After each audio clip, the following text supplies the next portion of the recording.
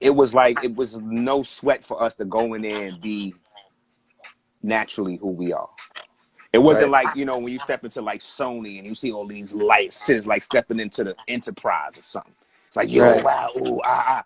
It was like, yo, it was, you know, you got your 48 tracks to slide, 64, 72, whatever, how many. Your man Swift over here, son smoking reefer with you. You know what I mean? Your 2 tracks. You don't know nothing about that. That's for them. They be doing that. But you like, you know, you fascinated by the board. You saw this in video. You saw this in movies and so on and so forth. And you just ready to work. You just ready to get up on that mic. And we changed the game when we was recorded in there because they had to. The A room was really made for equipment.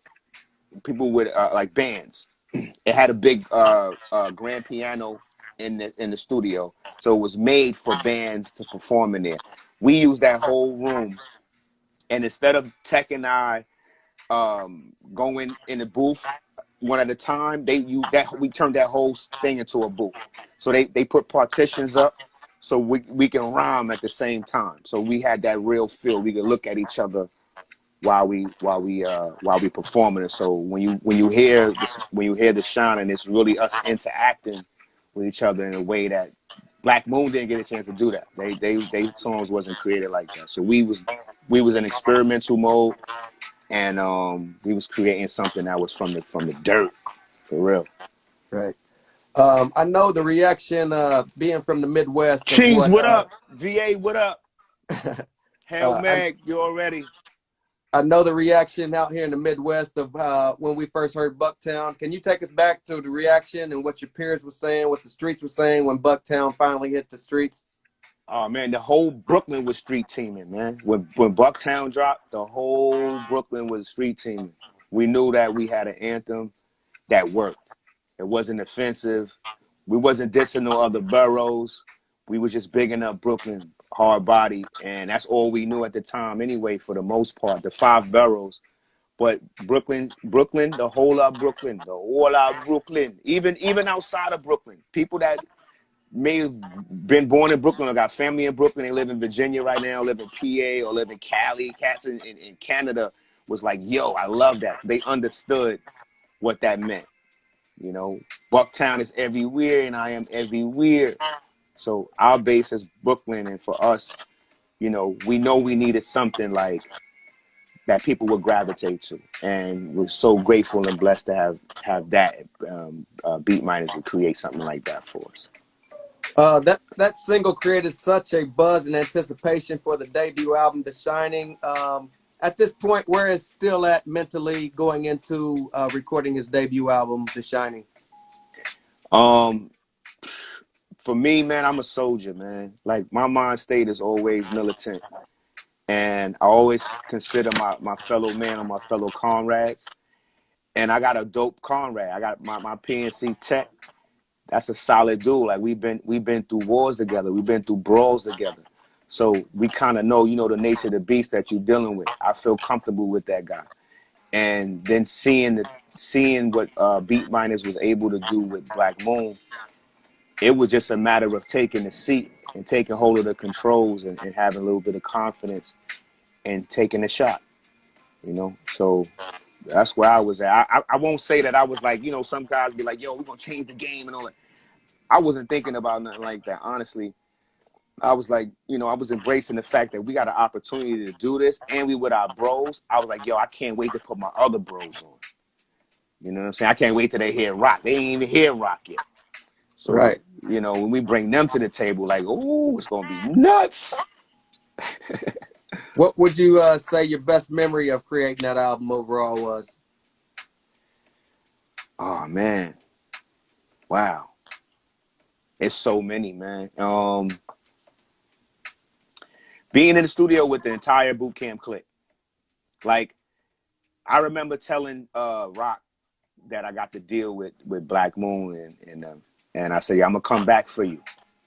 And at the time, he didn't have a partner yet. It wasn't no Helter Skelter. That didn't even exist. So weeks later, because at first your friends don't believe that shit. They'll Right. be like, yeah, whatever, son.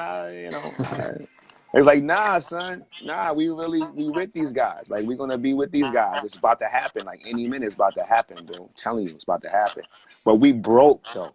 You know what I mean? We broke. Like, like nobody got no bread. We chipping in for weed and Phillies, man, and whiteout. We got chipping for the whiteout. Who got the whiteout, fam? Damn, yo, you got 50 cents for the white. We broke. You know what I'm saying? But I'm telling Right. them, like, yo, man, Black Moon, they just kicked off. They just kicked the ball off. So I'm with them, man. We with them. You know what I mean? Tech was just with them at the show. We next up. T White, hello, T White, hello. That's my other PNC. That's my other No brother, doubt. my other mother, man. But it got to like,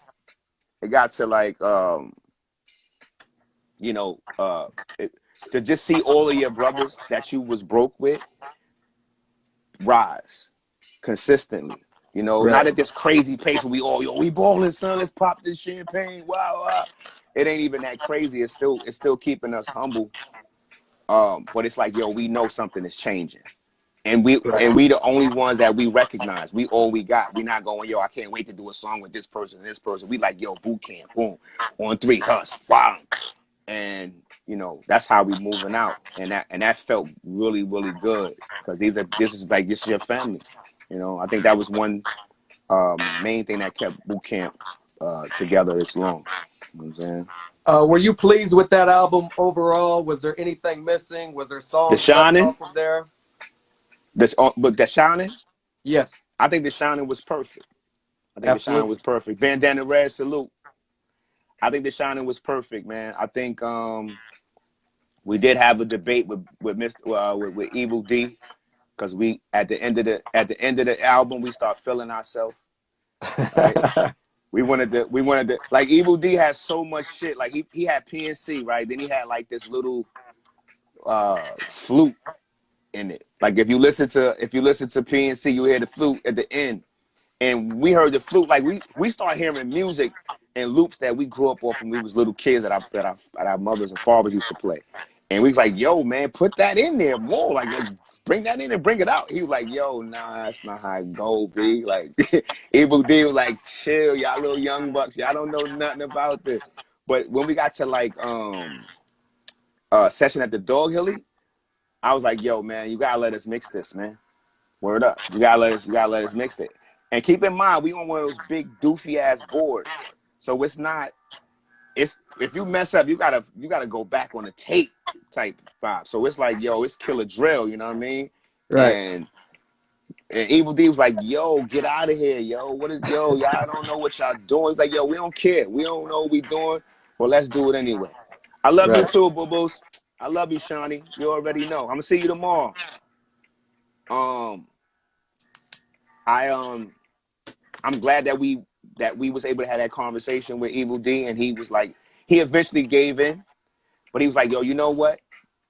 You guys do your mix, and I'll do my mix, and we'll see which one is better. Because it was like, you know, it's 8 of us rhyming, Right. and he had so many different loops and different songs where it drop. I mean, beats, parts of the beats where it drop out, but he was only doing it at certain parts. We was like, nah, bro, you gotta like let that rock. When Louisville coming, you gotta hear the flutes, bro. Let the flutes play. He like, yo, he was like, he wasn't with all of that. He was like, that's too much. I gotta leave the room. Let y'all do what y'all do. But we won. We won that battle. You know what I mean? Which was great. He had to give it up, but he definitely know more than us when it comes to putting them joints together like that. You know what I'm saying? Right. Somebody My, said thoughts on the 3 mic source rating. I think that I think the game was rigged. You know what I mean? I think the game is rigged, but at the same time, we knew the people at the source too. We knew the people at the source too, but it was rigged, man. But guess what, man? We always been the underdogs. But I think what I appreciate about being in the game is being able to take the ride with my family, man. You know what I mean? So the mics is whatever. We still on the same cover with all these guys. When you look at the '95, you know, the issue of '95, all of the, you know, rest in peace, Prodigy. But we on that joint with a lot of, we in the conversation. So that's a great thing. That's a great accomplishment. absolutely. Before we move off of this Shining and go on to another topic, can you take us back to your best tour lineup during these days and maybe a best tour memory? My best tour lineup was probably the Boot Camp Clique doing The Last Stand. Our first tour sucked. We definitely dropped the ball on that one. We was so amateur. We was having way too much fun. We was way too bougie. You know what I'm saying? We just messed that one up. I was having emotional issues. You know what I'm saying? I was going through depression. I was like a vegetarian. You know what I'm saying? That was like before McDonald's had the the fake burgers. They just give you like I knew this. I knew the tour wasn't gonna last. When we went to McDonald's one day, I'm the only boot camp member that don't eat meat, right? So we all go to McDonald's. I'm like, yo, this is not gonna turn out good. See? I'm like, yo, let me get like a vegetarian something. You know what I mean? I'm like, I don't even think they had salads yet, right? But I had a burger with like lettuce and tomatoes on it, bro. I was like, yo, I'm going home, bro. Like, fuck this tour. This shit ain't gonna work out. You know what I mean? Dudes was looking at me, they was munching down, looking at me like, yo, Steele bugging. Like, I don't know what's wrong with him. Why he so angry and shit? I'm like, man, fuck this tour, man. I'm going home, big. Y'all niggas don't love me. You know what I mean? But that was the first joint. That was the first joint. Like, we ain't know nothing about nothing. Like, we never had tutors on what we was doing. You know what I mean? From recording in the studio. Like, we had dudes that did it a little bit. Like, Beatman did it a little bit, but we all stepped into this lane. Like, when they say enter the stage, like, we really entered the stage and took it on and started, carving our own niche. So we part of it's good and bad because we became accustomed to our own habits. And we missed out on a lot of gyms and stuff like that, but it taught us a lot. It taught us a lot, man. Word is bond. Can you take us back to the point where Smith and Wessun, the firearm company, approached you guys to change your name?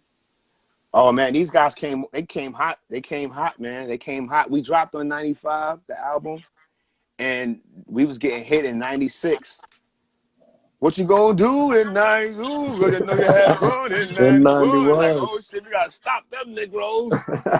What they think they doing over there?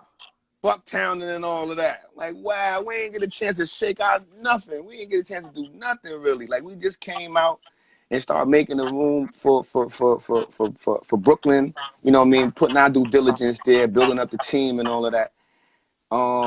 And again, like I said, we didn't have a lot of tutelage. We didn't have like this crazy team behind us, a legal team. Like a lot of artists, they come out, they have all these different people that's in their business already. We ain't had it. You know what I mean? We had Jules, salute.